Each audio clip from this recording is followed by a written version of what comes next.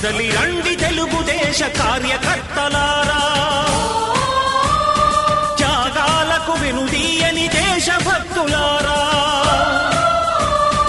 కదలి రండి తెలుగుదేశ కార్యకర్తలారా, త్యాగాలకు వెనుదీయని దేశభక్తులారా.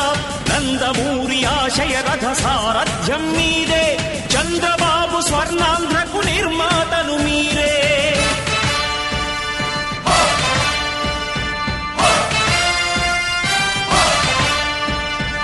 కదలి రండి తెలుగుదేశ కార్యకర్తలారా, త్యాగాలకు వెనుదీయని దేశభక్తులారా.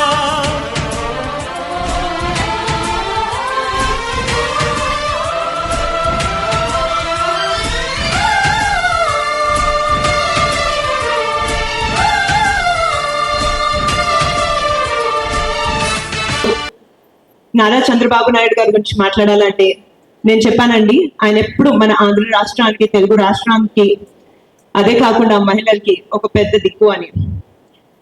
ఆయన బాబు గారి సూపర్ 6 అనేది మీరు చదువుంటారు, మీరు గమనించుంటారు. అందులో కూడా ప్రత్యేకంగా మహిళలకి ఎన్నో ప్రోగ్రామ్స్ ఉన్నాయి, అవునా కాదా?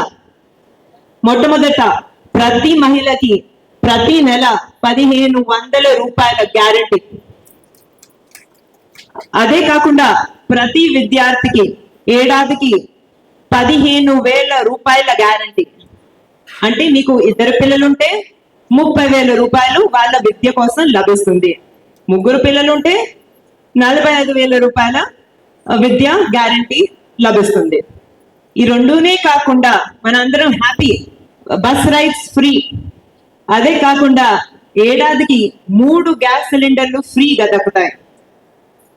ఇవన్నీనే కాకుండా ఎంతో మంది డ్వాక్రా మహిళలు ఉన్నారు, ఆశా వర్కర్స్ ఉన్నారు, అంగన్వాడీ వర్కర్స్ కూడా ఉన్నారు ఇక్కడ చాలా మంది. మీ అందరికీ ఎన్నో బెనిఫిట్లు ఉన్నాయి, ఎన్నో ప్రోగ్రాంలు ఉన్నాయి.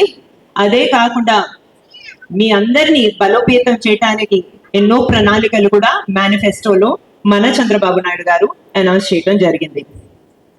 మీరంతా చాలా బాధ్యతగా ఆలోచిస్తున్నారు, అందుకే ఇంత సక్సెస్ అయ్యారు, అందుకే ఈరోజు ఇక్కడ ఉన్నారు. అది నాకు తెలుసు.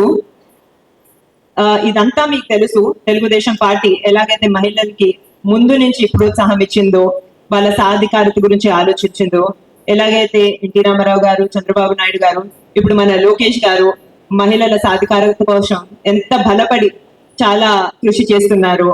మన మంగళగిరిలో ప్రతిపక్షంలో ఉన్నా కూడా గత 5 సంవత్సరాలుగా ఎన్ని ప్రోగ్రామ్స్ చేసుకోగలిగాము మన సొంత నిధులతో, గవర్నమెంట్ సపోర్ట్ లేకుండా. ఇవన్నీ మీకు తెలుసు. అయినా నేను ఎందుకు గుర్తు చేస్తున్నానంటే, చూస్తున్నారు చెమటలు కారిపోతున్నాయి, చాలా వేడిగా ఉంది. ఎలక్షన్లు మేలో, ఏప్రిల్లో కాదు. చాలా మంది ఆలోచిస్తున్నారు మేము బయటకు ఎందుకు వెళ్ళాలి, మేము ఓటు ఎందుకు వేయాలి అనేది. మీరు చుట్టూ ఉండే వాళ్ళని ఎంకరేజ్ చేయాలి, వాళ్ళకి చెప్పాలి ఈసారి మన ఓటు చాలా ముఖ్యమైనది, మన ఓటు హక్కు అనేది మనం వినియోగించుకోవాలి. అది కేవలం మన హక్కు కాదు, అది మన బాధ్యత అనేది.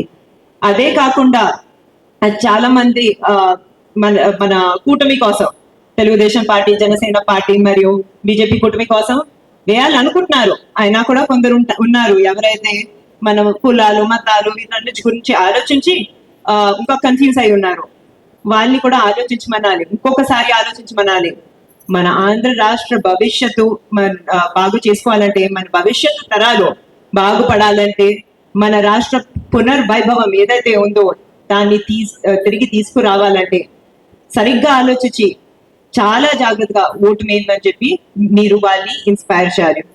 అదే కాకుండా మళ్ళీ నేను మీ అందరినీ రిమైండ్ చేయాలనుకుంటున్నానండి, మహిళలు ఏం సాధించాలనుకున్నా కూడా తప్పకుండా అందులో సక్సెస్ అవుతాం. ఇది ఎప్పుడూ మీరు గుర్తుపెట్టుకోండి అని తెలుపుకుంటూ నేను సెలవు తీసుకుంటున్నాను. ధన్యవాదాలు.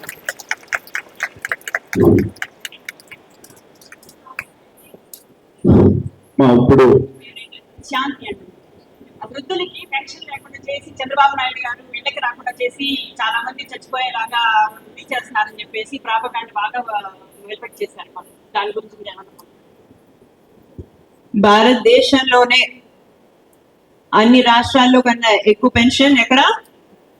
మన చంద్రబాబు నాయుడు గారు అనౌన్స్ చేసిన 4,000 రూపాయల పెన్షన్. అది మనందరికి తెలుసు. ఆ కమ్యూనికేషన్ ఎఫెక్టివ్ గా చేస్తామమ్మా, అది తప్పకుండా చాలా ముఖ్యం.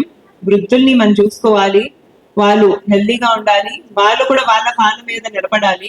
ఈ 4,000 రూపాయల పెన్షన్ అనేది చంద్రబాబు నాయుడు గారి గవర్నమెంట్ గ్యారంటీ అండ్ చాలా ముఖ్యమైనది.